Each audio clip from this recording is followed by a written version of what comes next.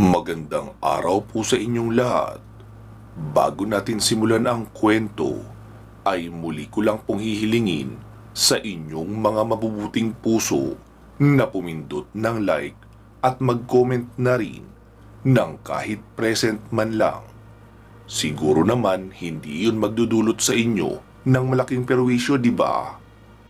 Pindutin na habang nakikinig. Salamat sa iyo, katribo ah. Ipagpatuloy na natin ang kwento.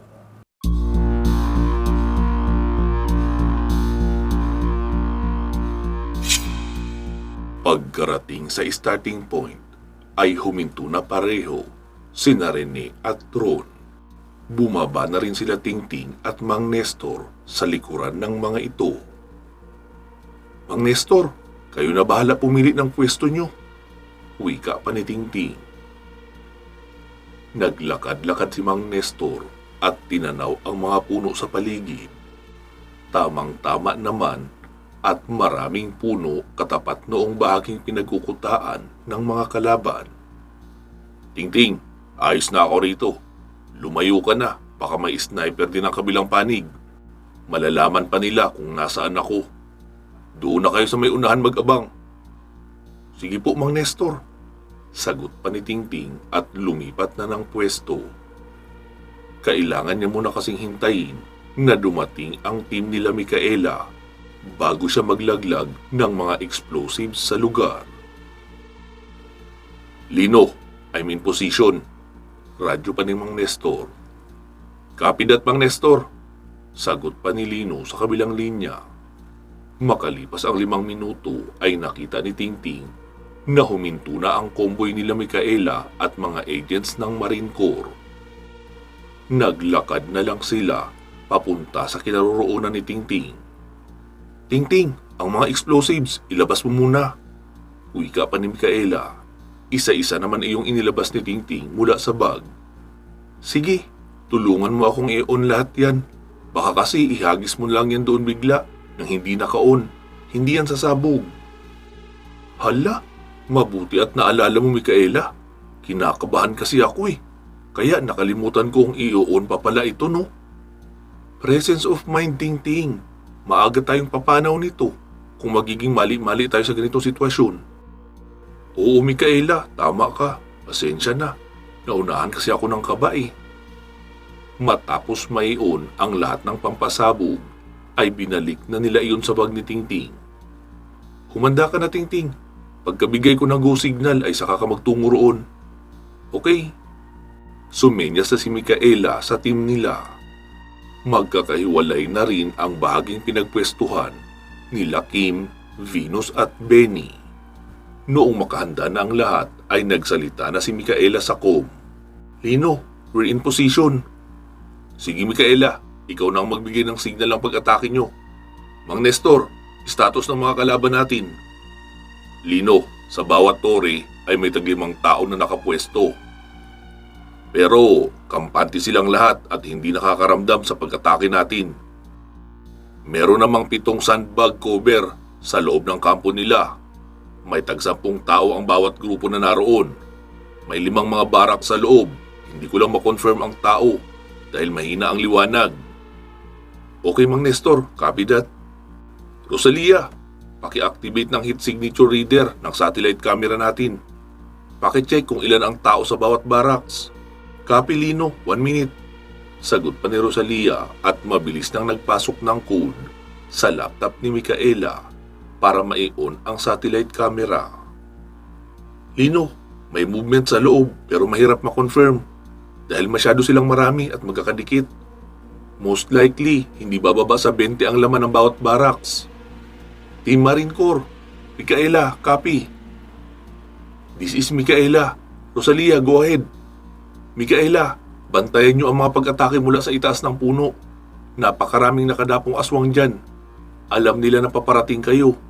Pero mukhang wala silang pakialam at hindi sinasabihan ang mga kasamahan nila ng mga ground troops. Okay Rosalia, copy that. Lino, aatake na kami. Tingting, ngayon na, i-release mo na ang mga explosives. Wika pa ni Micaela. Okay, sige. Ay, copy that pala. Nakalimutan ko na naman eh. Ano ba yan? Sige, tara na rin eh. Uwi ka pa ni Tingting at agad nang sumakay sa likuran ng kasanggang tikbalang.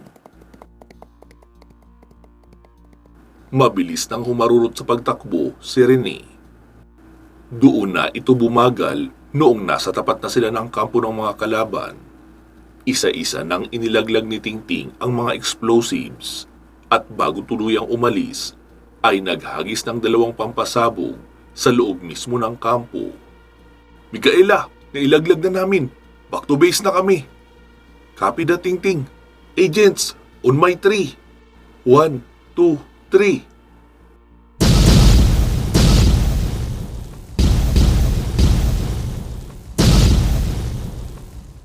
Matapos lang ng sunod-sunod na pagsabog, ay agad nang nagkagulo sa loob ng kampo.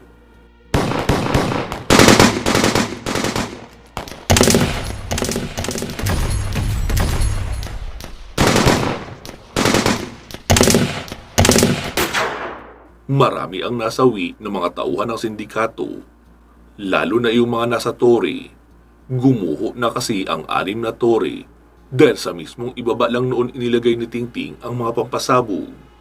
Naglabasan na rin lahat ng mga tao na nasa mga barracks.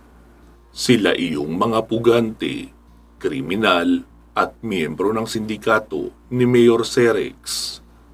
Ang mga aswang naman na nasa mga puno ay agad nagsilipad na animoy nagambalang mga ibon at nagsisalakay isa-isa mula sa itaas. Sila iyong mga ipinadukot ni Mayor na mga adik, magnanakaw at mga nakakulong sa istasyon ng pulis at sundalo. Tapos tinurukan ng mababang uri ng dugo ng aswang upang lahat iyon ay magiging aswang na rin na dipakpak. Kaso nga lang, dahil sa hindi pa nape-perfect ang formula para doon, pang-isahang laban lang sila magagamit, lalo at hindi rin naman mga malulusog na katawan ang tinurukan ng dugong aswang. Bali aswang lang sila ng 1 hanggang 2 linggo, hanggang sa unti-unti nang sumuko ang kanilang mga internal organs at mamamatay na.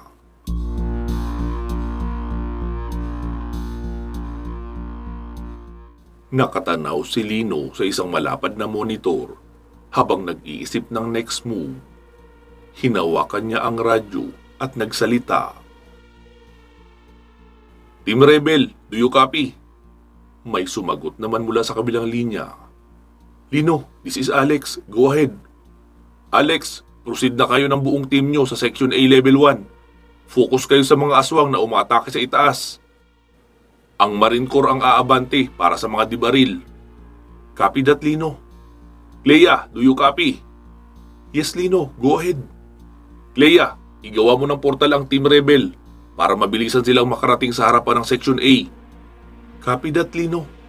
Sagot naman ni Clea at bigla nang lumitaw sa harapan ng fire station. Alex, tara, doon tayo.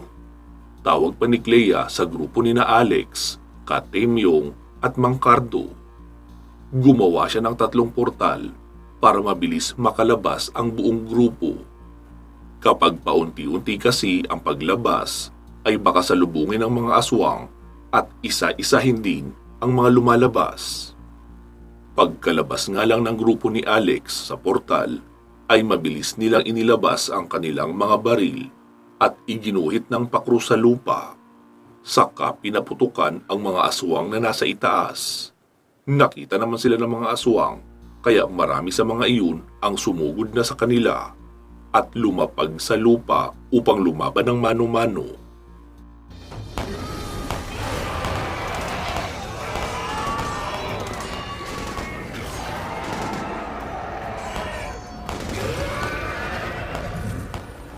Hindi nagpapahuli ang mga tauhan ni Katemyo. Lahat sila sa grupo ay may kaalaman sa lihim na karunungan, kaya hindi uubra sa kanila ang ginagamit na kabal ng mga aswang na dati nang nakahalo sa dugo ng mga ito bago pa iturok sa kanila. Sa bahagi naman ni Mang Nestor ay abala siya sa pagbaril sa mga kalaban na naroon sa kabilang bahagi, nang biglang may tumamang bala sa balikat niya. Bigla siyang napabalikwas at nagulat. Kanina niya pa kasi inaaral ang buong kampo ng kalaban at wala naman siyang nakikitang sniper. Pero sa pagkakataong iyon ay mukhang meron na dahil may bumaril na sa kanya na hindi niya nakikita. Kinuha niya ang night vision scope at maingat na sinuri ang lokasyon ng kalaban kung nasaan ang bumabaril sa kanya.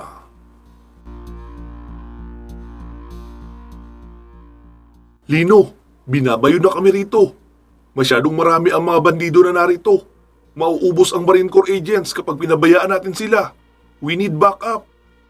Wika pa ni Kim. Nagsalita rin sa com si Mang Nestor. Lino, may nakatagong sniper sa kabila, hindi ko makita. Iniisa-isa rin nila ang mga agents natin sa ibaba. I need backup. Kapag muli ako nagpaputok o di kaya bumaba ako rito, ay malalagay ako sa open area. Saglit na nag-isip si Lino.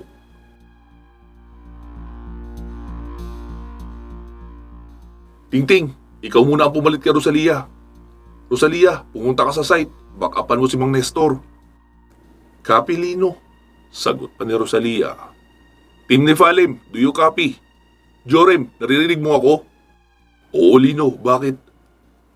Pakisabi kay Minari, kailangan ko siya rito. Sige, Lino, sasabihin ko. Kim, huwag kang mag-alala. Nasa likuran nyo na ang Team Rebel. Kalalabas lang nila. May baril din ang mga iyan. Makakatulong sila sa laban nyo, sa mga bandido. Pero nakafocus sila sa mga aswang. Kapilino. Wika pa ni Kim. Sabi naman ni Tingting. Ang unfair mo ka mo, Kuya Lino. Kapag mga engkanto, okay lang na hindi kapidat ang sagot. Kapag ako, bawal ang sagot na upo lang. Pinanlakihan ni Lino ng mata si Tingting habang nakatitig ito sa kanya. Joke lang? Engkanto nga pala sila at hindi alam ang copy-copy na yan. Ilang saglit pa ay lumitaw na si Minari. Lino, ano yun? Minari, pakidala si Rosalia sa site. Pero pagkarating nyo roon ay gumamit ka ng tagabulag para hindi kayo makita. Ilipad mo siya at diretsong ilapag sa pwestong hindi siya makikita ng mga kalaban. Tapos hanapin mo sa kabilang bahagi ang gumagamit ng ganitong klase ng baril na mahaba at nakatago lang. Saka mo ituro kay Rosalia kung nasaan banda. Sige, Lino.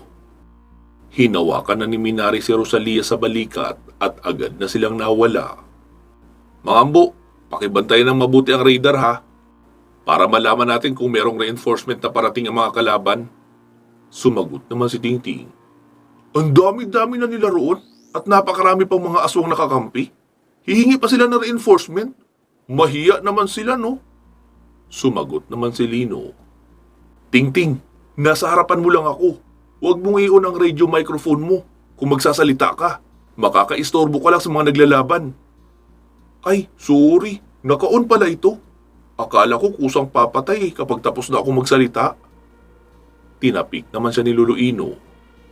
Tingting, sumeryoso ko nga muna. Nasa bingit ng kamatayan ang mga kasamahan natin sa labas. Kaya ayus-ayusin din natin ang ginagawa natin rito.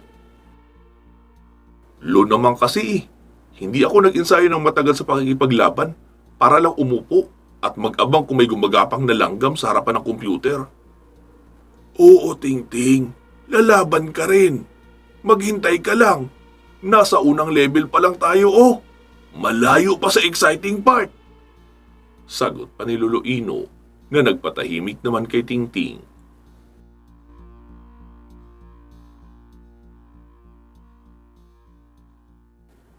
Sa labas naman ng gusali ay naroon lang magkahiwalay na nakaupo ang grupo nila Kulas at ni Magnus. Nagsalita si Mancio. Bay, ano nang balita dyan sa pinapakinggan mo? Mukhang nagkakabanatan na sila doon eh. Tayo dito, nagmimerienda pa rin. Sumagot naman si Alim. Bay Mancio, correction lang ha. Ikaw lang naman ang kanina pang nagmimerienda at hindi natatapos. Hapunan lang ang kinain naming lahat. Ikaw lang itong 3 beses naghapunan at 3 beses nagkape. At kumakain pa rin ng merienda hanggang ngayon. Oh, ganun ba ba'y Alim? Kinakain ko lang iyong para sa inyo dapat kasi hindi naman kayo kumain masyado eh. Sumagot naman si Kulas. Baymansyo, hindi madaling magpatakbo ng ganito kalaking digmaan. Kaya hintayin na lang natin ang mando ni Lino. Siya ang mas nakakaalam sa mga makakaharap dito. Lalo at hanggang ngayon ay nakamonitor pa rin naman sila sa satellite camera. Kung susugod tayo basta-basta roon, ay baka makagulo lang tayo. Mga bandido at ilang aswang pa lang naman ang makakalaban sa Section A Level 1. Pero kung ako sa'yo, tigilan mo na yung kakakain. Baka kapag lalaban na tayo, ay bigla ka nalang umalis kasi kailangan mong magbawas. Ano ka ba, bay? Chocolate wafers lang naman tong kinakain ko. Tsaka iilang marshmallow. Nagtataka nga ako eh. Wala namang mga bata rito. Pero marami silang pinamili na chocolate wafers at marshmallow. Malamang alam din nila na mahilig ako rito. Kaya dinamihan na nila ang pagbili. Sa grupo naman ni Magnus ay tahimik lang ang lahat na nakaupo sa damuhan. Habang nasa likuran lang din nila nakapwesto ang halos 100 kalalakihan mula sa tribo ng mga Okami.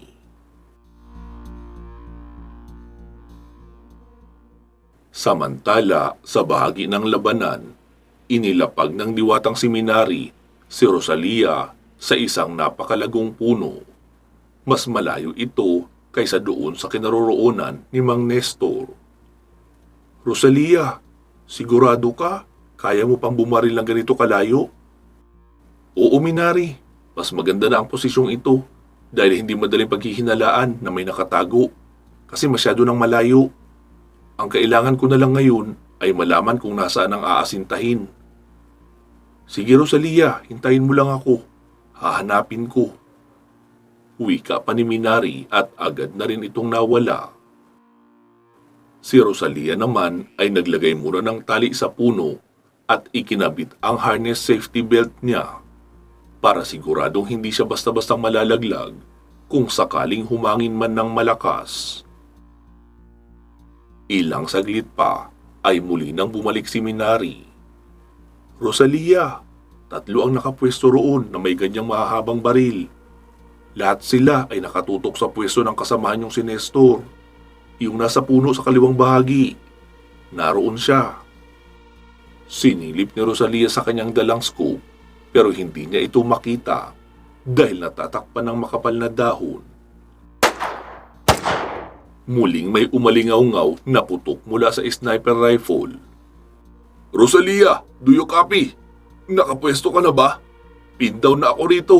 Alam na nila ang lokasyon ko. Hindi ako pwedeng bumaba o gumalaw. May 2 tama na ako ng bala pero parehong daplis. Uwi ka pa ni Mang Nestor. Sumagot naman si Rosalia. Mang Nestor, in position na rin ako. Kaso wala akong clear shot. Hindi ko makita ang mga snipers nila. Naituro na sa akin kung saan sila banda. Pero hindi ko nakikita. Rosalia, may penlight ka bang dala? Oo, Mang Nestor. Bakit? May kasama ka ba bang diwata dyan ngayon? Ipalagay mo ang penlight sa likuran ng mga sniper sa kabila. Ang direksyon ng ilaw ang asintahin mo. Hindi nila iyon mapapansin dahil maliit lang ang liwanag noon. Lalo kung ituturo patalikod sa kanila. Sige, Mang Nestor. Copy. Minari, naisip ko lang pala. Bakit hindi na lang ikaw ang bumaril sa 3 iyon? Pwede ka namang makapunta roon nang hindi nila mapapansin. Hindi pwede, Rosalia. Hanggat maaari ay iniiwasan naming mga diwata na pumatay ng mga mortal. Lalo kung hindi naman sila nagtataglay ng itim na kapangyarihan. Kagaya na lang yung mga nasa puno na inaasinta nyo. Tanging sandatang pantao lang din ang dala nila. Kaya nararapat lamang na kayong tao din ang pumigil. Mahabang paliwanag pa ng diwata. Ah, ganun ba? Sige pala, ganito na lang ang gawin mo. Pumunta ka sa unahan ng mga sniper. Pindutin mo ito kapag naroon ka na. Pero itutok mo papunta sa likuran ha, para hindi nila mapansin. Sa may bandang ibaba ka lang para hindi kita matamaan. Rosalia, huwag mo akong alalahanin. Ramdam kong walang orasyon o kahit anong pangontra sa kabal. Ang bala na gamit mo, maging ang baril. Ibig sabihin, kahit tamaan ako niyan ay hindi rin ako tatablan. Ah, ganun ba? Di mabuti pala kung ganun. Hindi ako matatakot na bumaril. Mang Nestor, follow up ka ng pagbaril ha. kapag nakita mo ang lokasyon ng babarilin ko. Siguradong gagalaw ang kasama niyan kapag tinira ko ang isa. Copy, Rosalia, go ahead. Ilaglag na natin sa lupa ang mga asungot na ito. Ilang saglit pa ay nakita na ni Rosalia ang liwanag ng penlight na dinala ni Minari sa unahan. Agad niya iyong tinutukan at binaril. Bagsak ang sniper na naroon. Muling lumipat ng pwesto ang penlight. Pero bago pa muling makapagpaputok si Rosalia, ay may 2 putok na agad ng baril patungo sa direksyon niya. Mabuti at hindi naman siya tinamaan. Nanghuhula lang naman ang 2 sniper kung nasaan banda si Rosalia. Dahil sa nagpaputok sila, kaya agad nang nakita ni Mang Nestor ang kinaroroonan ng isa. Matapos bumaril ni Mang Nestor, ay nalaglag naman sa lupa ang isa pang kalabang sniper. Doon na muling nagpaputok si Rosalia upang ituloy ang pagbaril niya sa kinaroroonan ng penlight. Ilang saglit pa ay naroon na si Minari sa tabi ni Rosalia. Rosalia, ano nang sunod nating gagawin? Tanong pa ng Diwata. Teka, magtatanong tayo sa base. Lino, bumagsak na ang 3 sniper. Anong gagawin ko? Rosalia, bumalik na kayo ni Minari dito. Dalhin niyo muna si Mang Nestor para mabendahan ang tama niya ng bala. Copy that, Lino. Muli nang binitbit ni Minari si Rosalia at dinaanan si Mang Nestor bago sila bumalik sa base. Mang Nestor, ayos ka lang po ba? Tanong pa ni Kulas pagkarating niya nang makitang tagilid ang lakad ng matanda. Halika po, bendahan muna natin. Wika pa ni Kulas. Samantala, sa bahagi pa rin ng Section A, Level 1, ay patuloy pa rin sa paglalaban ang grupo nila Katemyong at mga aswang sa ibaba. Kaunti na lang ang natitira mula sa mga bandido, pero ang aswang na mga naroon ay kaunti pa lang ang nababawas dahil dinadaan nila ang labanan sa palipad-lipad. Kaunti ang bumababa at nakikipaglaban ng mano-mano sa team ni Alex. Lino, kaunti na lang ang mga bandido rito. Iiwanan na ba namin ang mga aswang sa rebel team? Tanong pa ni Micaela. Oo, sige Micaela. Umikot na kayo sa Section D. Doon sa bahaging iyon na kayo dumaan para makapagpatuloy kayo sa Level 2. Copy that, Lino. Kim, Venus, Benny, Level 2 na raw tayo. Sila na bahala dyan.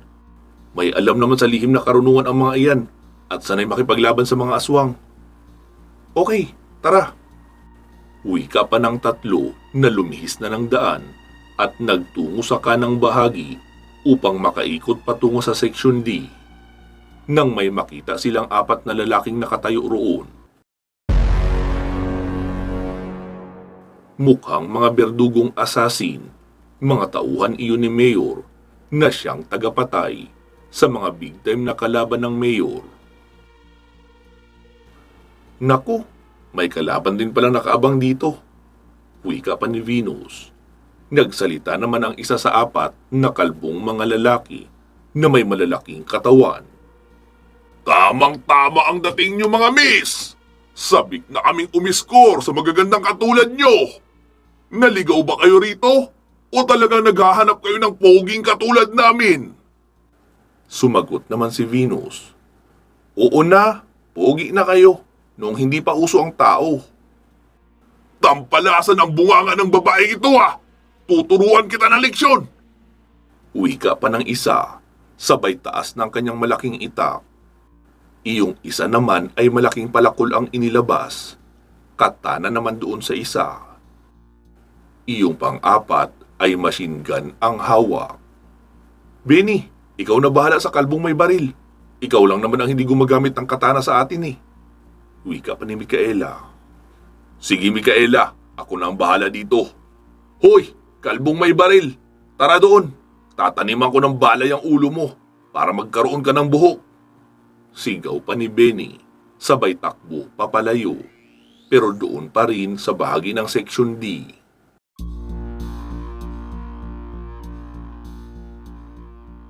Sa base naman ay napansin ni Lino na naroon pa rin nananatili ang signal nila Micaela sa Section D.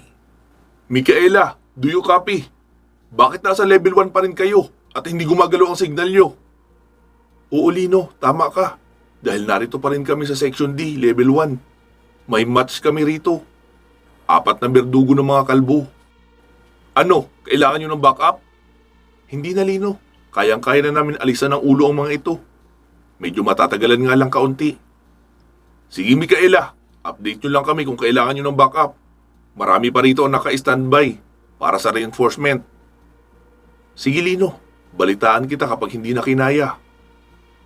Okay, mag-iingat kayo dyan Micaela. Copy Lino. Nagsimula ng magbarilan sila Benny at ang berdugo na may hawak ng machine gun.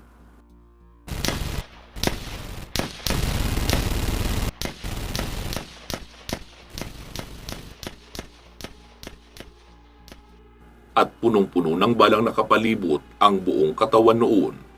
Halos lahat ng tatapakan ni Benny ay may balang tumatama. Kaya mabilis siyang kumubli sa mga puno, pero hindi rin siya pwedeng magtagal dahil sa lakas ng impact ng bala ay 10 bala lang ang tatama sa puno ay nababali na iyon agad. Lalo at hindi naman sobrang kalakihan ang mga puno na naroon. Tatakbo ka na lang matanda! Sigaw pa noong berdugo. Hindi, nagpapainit pa lang ako ng katawan. Sagot naman ni Benny habang nakatago sa isang puno at sinisimulang pagganahin ang niraya sa kanyang katawan. Kagaya ni Rafael ay natutunan niya na rin ang paggamit ng niraya. Maigi iyong paraan sa pakikipagbarilan dahil mas magiging mabilis siya kaysa sa pangkaraniwan niyang galaw. Noong malapit ng mabuwal ang punong pinagtaguan ni Benny dahil sa tama ng bala, ay agad na siyang tumalon sabay rolling sa lupa at tumakbo habang bumabaril. Pero kagaya niya ay magalaw din ang berdugo kahit pamalaki ang katawan nito. Noong ma-activate niya na ang niraya sa kanyang katawan, ay sinimulan niya na ang pagtakbo ng papasalubong sa lalaking iyon. Pero pasigsag ang ginawa niyang direksyon para hindi siya tamaan ng direct hit. Pinapakurba niya rin ang bala patungo sa kalaban para hindi ito nakikita at hindi rin mailagan. Tila umiikot ang mga bala ni Benny at umiiwas sa mga puno bago tumama sa katawan ng berdugo. Nagsisigaw naman sa galit ang berdugong iyon, lalo noong tamaan ito ng maraming beses. Sunod-sunod na ang kalabit nito sa kanyang baril at umuulan na talaga ng bala sa direksyon ni Benny. Kaya naman panay na ang cover ni Benny sa mga puno habang patuloy pa rin ang bato niya ng putok ng baril hanggang sa maubusan na ng bala ang kalaban. Humanda ka tanda! Hindi ko uurungan yung bala ng 45 mo! Hindi ako ganun kahina para matapos lang sa isang magasin na bala! Wika pa noon habang hinuhubad ang mga nakalagay na belt na pinaglalagyan ng bala. Noong mahubad na lahat ay naghubad na rin iyon ng damit at hinugot mula sa likuran ang kanyang maiksing itak pero malapad. Saglit na nagpahinga si Benny habang bumabawi ng paghinga sa paghingal dahil sa pagtakbo. Sinilip niya ang kalaban. Naghahanda pa lang ito para sa manong-manong labanan. Noong muli siyang sumilip kung ano na ang ginagawa noon, laking gulat niya noong naroon na iyon sa likuran ng puno na kanyang pinagtataguan. Isang malakas na suntok ang ginawa noon. Wasak ang gilid ng puno. Nakagloves kasi ang lalaki na may metal plate sa ibabaw, kaya kahit matigas pa ang suntukin ay hindi madadamage ang balat sa kamay. Agad nakagulong si Benny papalayo. Nakita niyang wala nang dalang baril ang lalaki. Tanging itak na lang ang hawak noon. Kaya naman noong makabuelo ay agad niya nang pinaputukan ng sunod-sunod. Pero gamit ang hawak noon na itak ay nagagawang masalag ang mga bala niya. Nanlaki ang mga mata ni Benny noong makitang kayang salagin ng lalaki ang mga bala gamit lang ang itak. Noong makalapit iyon kay Benny, ay isang malakas na pagtaga sa ulo ang ginawa. Mabuti at mabilis na nakayuko si Benny, kaya hindi nahiwalay sa kanya ang kanyang ulo. Pero hindi niya inaasahan na may kasunod pala yung suntok na tumama sa kanyang sikmura, na nagpatalsik din sa kanya sa malayo. Halos lumuwa ang mga mata ni Benny dahil sa lakas ng suntok na iyon.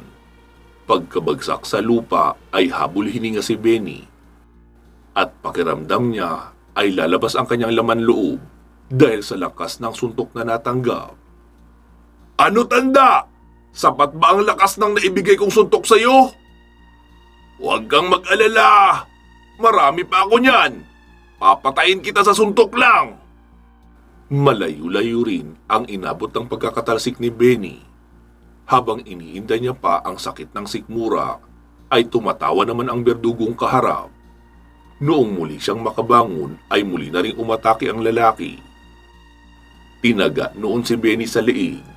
Mabuti at nakayuko siya, pero hindi niya naman nailagan ang kasunod na malakas na sipa sa tagiliran na nagpatalsik muli sa kanya at pumalo pa siya sa puno. Hindi alam ng mga kasama ni Benny ang nangyayari sa kanya dahil lumayo nga siya sa mga kasama para hindi matamaan ang mga ito ng bala. Ano tanda? Pumunta ka lang ba rito para gawin kong punching bag? Alam mo, kahit nagamitan mo ako ng bilis at estilo na may niraya, wala yang epekto sa akin dahil makunat na ang balat ko.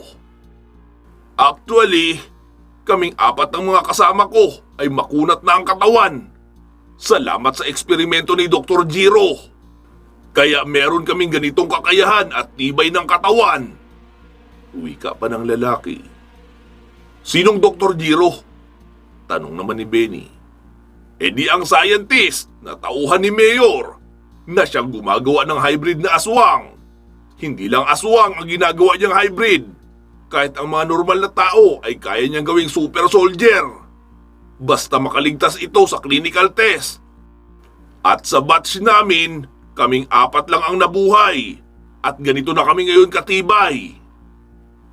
Kaya kung bala lang ng 45 ang dala mo, gagawin ko lang yung merienda. Wika pa ng lalaki habang dahan-dahang naglalakad papalapit kay Benny. Kahit hindi pa masyadong nakaka-recover, ay pinilit na ni Benny na tumayo para abangan ang paparating na atake ng berdugo. Itinutok niya rito ang kanyang baril at binaril sa mukha, pero sinalag lang ng itak. Sinubukan niyang barilin sa katawan, hindi iyon sinalag ng lalaki, pero tila inabsorb lang ng balat nito. Nanlaki ang mga mata ni Benny nang sakalin siya ng malaking lalaking iyon at iniangat sa ere. Maraming salamat sa iyo, tanda, sa pakikipaglaro sa akin.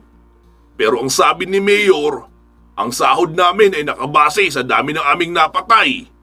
Paano ako sa sahod ng malaki kung isang matandang birador lang ang mapapatay ko? Dapat babaylan ang mapatay ko para mas mataas ang presyo, di ba? Paalam na, tanda, kailangan na kitang tapusin. Wika pa noon kay Benny, pero nagulat iyon noong makitang imbis na matakot ay nakangiti tuloy si Benny. Nababaliw ka na talaga, tanda! Mukhang handa ka na pumanaw! Sumagot naman si Benny. Pasensya ka na, pare. Hindi ko pa tapos hulugan ang St. Peter ko, kaya hindi pa ako pwedeng mamatay. Ayoko namang mailibing lang ako sa kung saan-saan. Kaya mauna ka na sa akin, kalbo.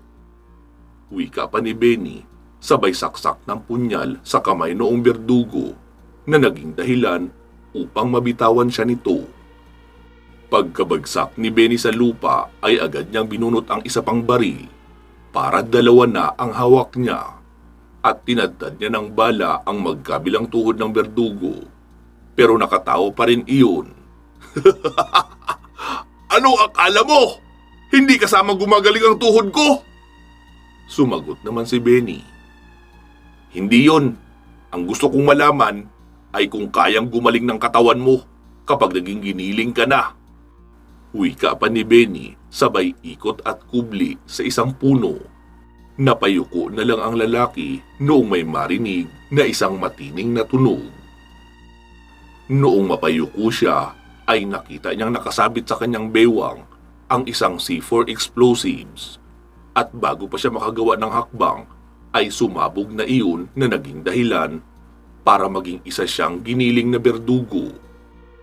Nagkadurog-durog ang katawan, tapos ang mga kamay, ulo at mga binti naman ay magkakahiwalay na tumalsik sa malayo. Muling lumabas si Benny sa kanyang pinagtaguang puno. "Ano? Kaya mo pang magpagaling?"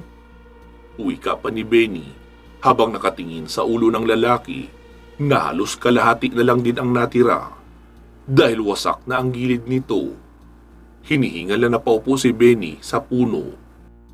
Habang hinihintay na makarecover ang bugbog na sinapit ng kanyang katawan, pansamantala muna nating puputulin dito ang ating kwento. Magsama-sama tayong muli sa part 209. Mahaba pa po ang kwento ha.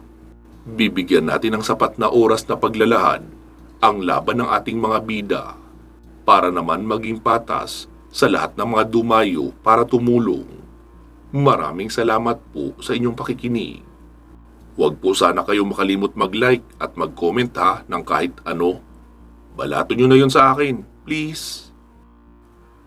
Bago po natin tapusin ang videong ito, ay pasalamatan muna natin ang ating mga major sponsors na sina Ma'am Aida Lassie Metcalfe ng Qatar, Ma'am Connie Matias Narumi ng Japan, Ma'am Bernadette Arcalas ng Cooks Island, Ma'am Brittany ng Germany, at sa pinakabago nating sponsor na si Ma'am Rosemary Debrien. Maraming salamat po sa inyong suporta sa proyekto ng ating channel. Alam nyo naman siguro na may tinutulungan tayong mga bata para magkaroon din sila ng magandang kinabukasan. Naway patuloy pa kayong biyayaan ng ating puong may kapal at bigyan ng malusog na pangangatawan upang maipagpatuloy nyo rin ang pagtulong sa kapwa. Pinapasalamatan din po natin ang lahat ng mga naka-join sa ating channel membership. Maraming salamat din po sa inyong lahat. At sa ating mga tagapakinig, kahit like and comment lang po, ay ayos na rin iyon bilang tulong nyo sa ating channel. Kaya sana huwag nyo na rin ipagkait.